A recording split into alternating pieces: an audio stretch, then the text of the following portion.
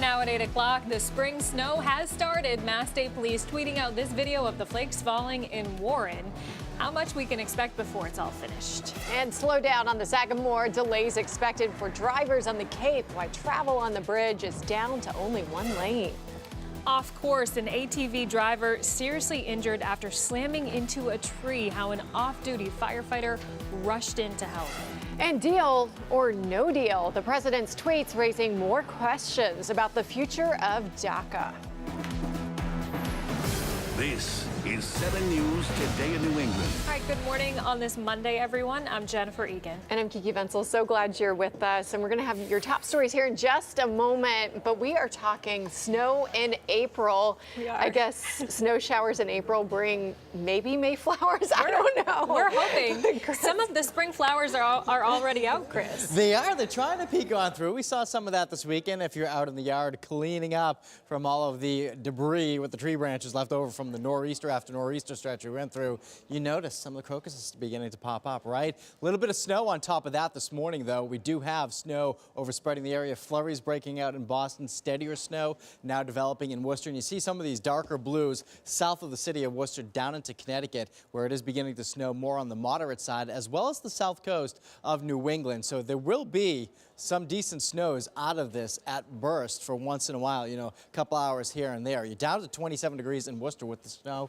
32 in Providence, but look at Nord at 37, but New Bedford's at 32. That's another key. Once you get some of the steadier snow to work on in, temperature falls to near the freezing mark, and if it's heavy enough, it does start to stick. So we'll watch that over the next 4 to 5 hours, thinking this storm wraps up by 1 o'clock this afternoon, and as soon as that snow ends, temperatures spike up. In fact, temperatures this afternoon in the low to mid 40s. So what snow we get is not going to stick around. I guess that's the benefit of spring snow. Coating to an inch in Boston, 1 to 2 south of the city, out through Worcester as well. Locally 3 right along the south coast of New England. Temperatures again this afternoon running in the low 40s on average, guys. Okay, time now for a check-in on your drive-in this Monday. Let's head over to our Carrie Corrado for the very latest. Carrie. Kiki, good morning. I want to get a live look at the Tobin Bridge. Bumper to bumper as you make your way onto the city here. Slow going if you're planning on heading out to the door. Let's get right to the maps. We are seeing some problem areas as you make your way into the city. A lot of red here on the maps, especially on the expressway and by the Braintree split. Let's get a look at those drive times. Nothing too major across the board, but we are seeing some issues on the expressway. 33 minutes on the Pike 128 to 93, 14 minutes. And then on 93, 128 to the Zacom, 32 minutes. Also for the trains on the Worcester line, we are seeing a 30-minute delay. We know there is a signal problem. And then for the T, all the trains good to go. All right, Carrie, thank you. And happening today, drivers preparing for a slowdown ahead. Travel on the Sagamore Bridge reduced to just one lane in each direction. The U.S. Army Corps of Engineers is working on restoring part of the bridge deck. And drivers headed to and from the Cape can expect heavy delays for the next several weeks. 7's John Coco live this morning with more on what people can expect. John. Yeah, Kiki, this isn't going to be a quick fix. If you take a look at the bridge here behind me, the work's supposed to be starting today. It'll finish up at the end of May. It's going to be horrible. I just, I'm not looking forward to it at all. Drivers using the Sagamore Bridge aren't happy about getting ready for big backups and delays, with about 2 months of construction on the way. I have a house down there. It's going to be a horrible commute. That's going to be interesting. Crews will be replacing damaged bridge joints, repairing corroded steel and concrete supports, and patching pavement. I mean, if it needs to be fixed, it needs to be fixed. To do that, travel over the Sagamore will be cut in half, with one 12-foot lane in each direction. It's going to be tough. It's going to be challenging. I mean, it's kind of a tight squeeze up there to begin with. As you'd expect, the bridge will likely be at its worst during morning and afternoon rush hour. My husband actually works on the Cape. We live up in Boston, so that's actually going to affect him. The plan is for crews to go 7 days a week with double shifts in order to complete the work before the summer travel season. Originally from the Cape, so I'll go back down there. Parents still down there, so hopefully it's not too bad or no delays and gets into the actual summer. If you're thinking, okay, I take the Bourne Bridge, well, similar work is scheduled there in the fall from September through November. We're live at the Sagamore Bridge. John Coco, 7 News, Today New England. And right now, police in Falmouth are issuing a word of warning after they say a man has been posing as a child care worker to get access to homes. Investigators say the suspect has disguised himself as an early education and care home licensor. Police say these workers normally they carry a state photo ID. They'll not use a driver's license as identification, and they'll never make unannounced visits on Saturdays or Sundays. Also on 7, state police identifying the Methuen woman who died after a car crash on 495 North in Haverhill over the weekend. Police say the 18-year-old driver lost control of her car, causing it to roll over. School officials confirming the victim graduated from Methuen High School last year. The driver and her 19-year-old passenger were trapped inside, an off-duty firefighter pulling them out. The passenger is expected to be okay. A Berlin man badly hurt after crashing his ATV into a tree. Now police are trying to figure out how this all happened. 7's Victoria Warren has more now on the investigation into this dangerous drive. An ATV rider crashing head-on into a tree. Police say he wasn't wearing a helmet. Upset. It's really sad to hear that someone is in critical condition right now, and you know, it's just really unfortunate. We received witness reports that prior to the crash, he was swerving all over the roadway. Berlin police say the 24-year-old rider wasn't breathing, but an off-duty firefighter happened to be in the area and immediately jumped into action. And did perform CPR on the victim. And at the time of our arrival, he was breathing on his own. I'm not surprised. I've seen accidents against that tree before, so it's... As you can see, there's a little bit of a curve there. Police say ATVs aren't allowed on the roadway, so they're investigating to see what went wrong. The rider was rushed to the hospital. That's horrible. Yeah, I mean, we'll just have to be praying for him and hope for the best, and, you know, hopefully he'll come out of it. The environmental police are assisting the Berlin Police Department in this investigation. Reporting in Berlin, Victoria Warren, 7 News Today, New England. Loved ones planning a final farewell for a missing Marine recruit who was found dead. Joey Brancato's body was discovered by a driver along I-95 in Canton last Wednesday. The 21-year-old had been missing since last November. His funeral service will be held on Tuesday at the Maurice Kirby Funeral Home in Winthrop. Visiting hours will be from 4 to 8 p.m. and the family is asking that donations in his name be made to the National Center for Missing and Exploited Children. Brancato's family thanking the dozens of bikers who participated in Saturday's tribute ride in Winthrop. More than 120 people came out to ride, and they helped raise money for funeral expenses. The police need your help finding a robber on the run. They say a man with a gun walked into a convenience store in Framingham on Saturday night. A witness said the man was wearing a hoodie and hospital scrubs. He was last seen running toward a nearby Cumberland Farms. Anyone with any information is asked to call police. And Stoughton police say the suspicious substance that a resident brought into the station yesterday was not hazardous. Police say someone found the substance that a relative had inside his home. Police say that man developed concerning symptoms and was taken to the hospital. Powder was determined to be sodium carbonate, which can be found in some household cleaners. And happening today, the Cannabis Control Commission will begin accepting applications from businesses that want to sell recreational marijuana. This afternoon, certain businesses can begin to apply for priority certification to grow, process, and sell marijuana. Those companies that are granted the certification can then apply for commercial licenses by April 16th. Lawmakers say this is all part of the process needed to ensure recreational marijuana sales by July. And now to the president's agenda and more questions about a possible deal on DACA. President Trump appearing to take a potential deal off the table in a series of Easter morning tweets. 7's Matt Rascone is here now with reaction from both sides of the aisle. Matt. Yeah, and Kiki, this morning President Trump is even going further online, writing DACA is dead, and then blaming Democrats. The latest comments on his Twitter tirade on immigration that began Easter morning.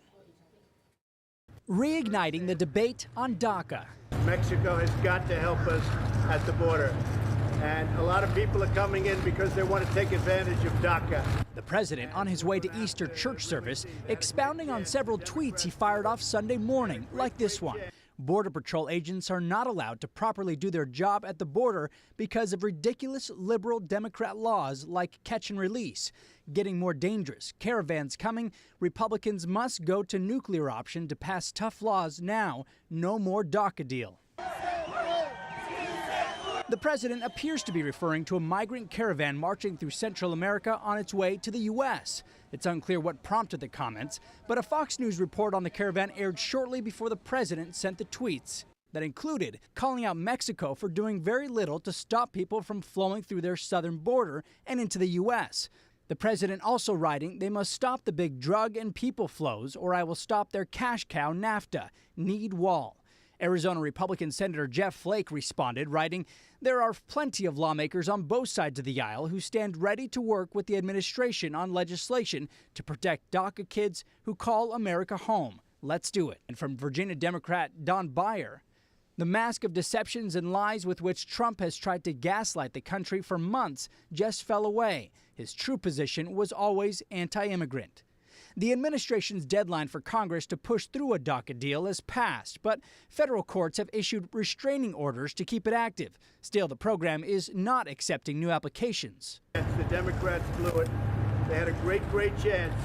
They flow right through Mexico. They send them into the United States. Can't happen that way anymore. The president's words come amid tense negotiations with Mexico over the North American Free Trade Agreement.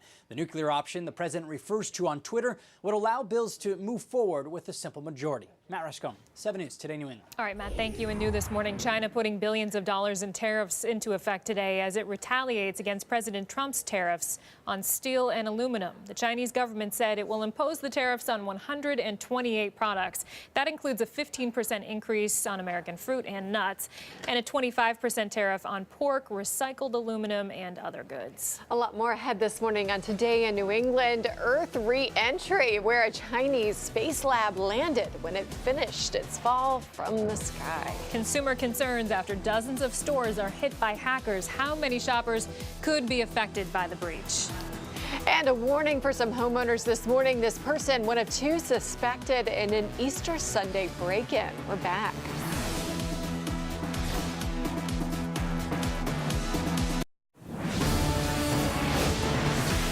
Welcome back. It's 8:14. Talk about making an entrance. Check out the Easter Bunny skydiving his way to an Easter egg hunt in Pennsylvania. Wow, he's got skills.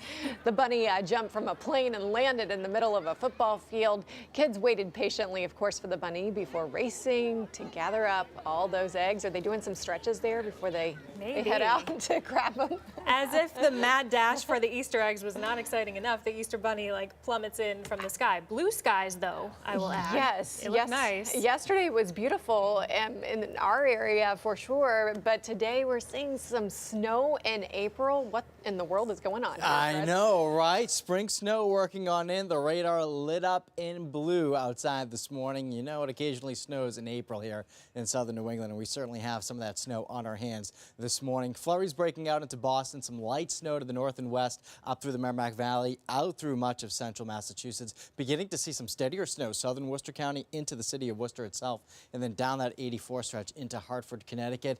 2 to 4 inches of snow already on the ground in Connecticut, close to 5 in New York City. Back edge of the system about to work into New York City. Now, I'm not expecting 5 inches of snow out of this, but we will continue to see the snow working in over the next 4 to 5 hours before tapering off for the afternoon. 36 degrees in Boston right now, but you're down to 32 in New Bedford, 27 in Worcester, and that's the key to this system. Once the snow starts to work on in, you cool to near the freezing mark, and if you do get a burst of some heavier snow, you can certainly coat the roadways out there in the Worcester Hills at 27 degrees or even into far southeastern Mass, as we do expect some of the steadier snow to work right along the south coast of Connecticut and into Buzzards Bay. Timing the snow for you, by 11 o'clock it begins to taper off north and west of 495, and I think by 1 p.m. the snow is done for a lot of us, and then once we get into the afternoon and temperatures do warm up to near 40 degrees, if not above it, you start the melting process fairly quickly here. So the snow's not going to last all that long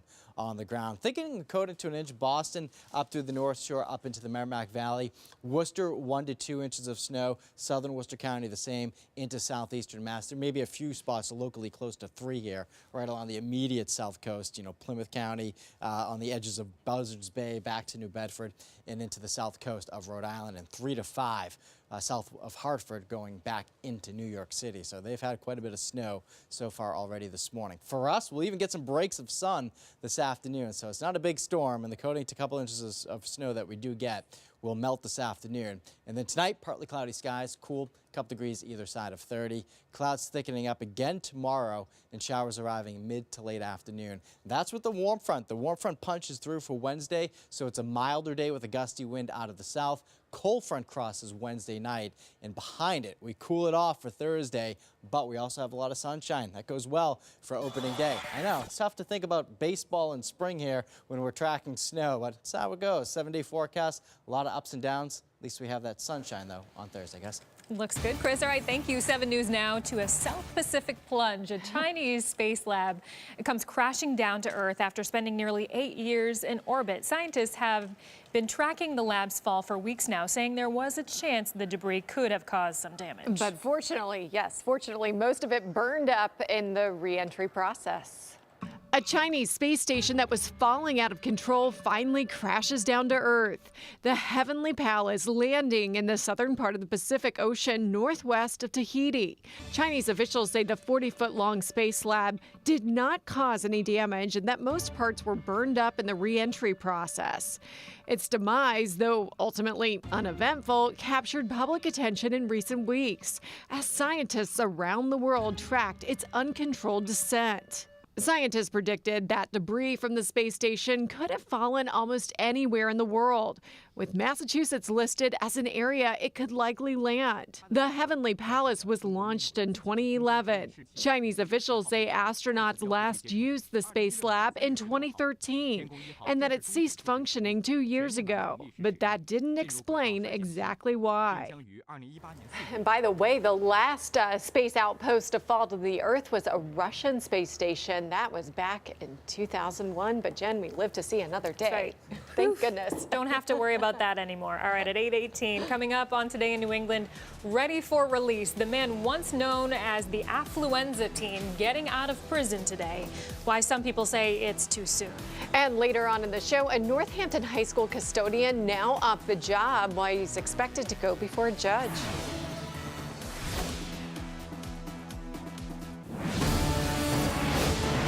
Welcome back. It's 8:21, Saks Fifth Avenue, Saks off 5th, and Lord & Taylor hit by hackers. A cybersecurity firm said about 5 million credit and debit card numbers were stolen in a massive data breach. The breach likely affected more than 130 stores in the U.S., a majority of them in New York and New Jersey. The stores say they will notify customers when they get more information.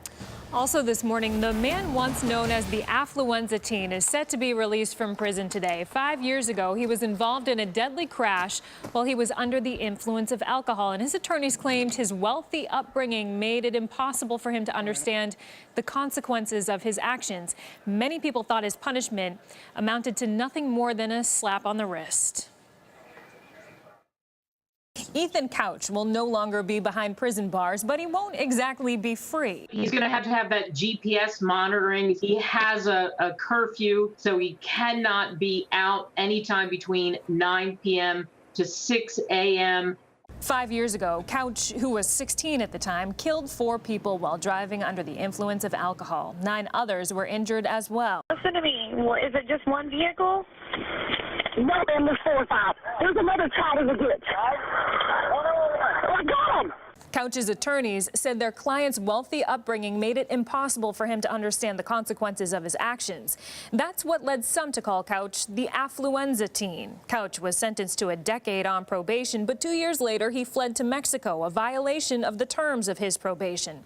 He's been in jail for the last 2 years. Critics say the justice system has been too lenient on him. We will continue to watch them because we have the partnerships at Tarrant County to make sure that he at least adheres to all his rules of probation. And should Couch do something wrong again, he's not expected to get any sympathy. If he gets in trouble again and violates the terms of his parole, he's going back to prison for the remainder of his sentence. He turns 21 later this month. And Couch's mother is currently awaiting trial on a range of charges and is being held in the same jail. A puzzling performance at a Georgia school causing outrage online after every student held up a blackface mask. It was part of a Black History performance while students recited the poem, "We Wear the Mask" by Paul Laurence Dunbar. One parent said he found the performance very upsetting. I thought it was damaging, thought it was dangerous. here we are in a climate where our youngsters are not only having to deal with military warfare in school, now they're dealing with psychological warfare as well. Now, the school has since sent out a letter to parents apologizing for that performance. All right, at 8:24, still ahead on the news station, beating the buzzer. Women's college basketball has a new national champion this morning after a last-second stunner. And stepping up to the plate, how an 8-year-old girl is moving closer to her goal.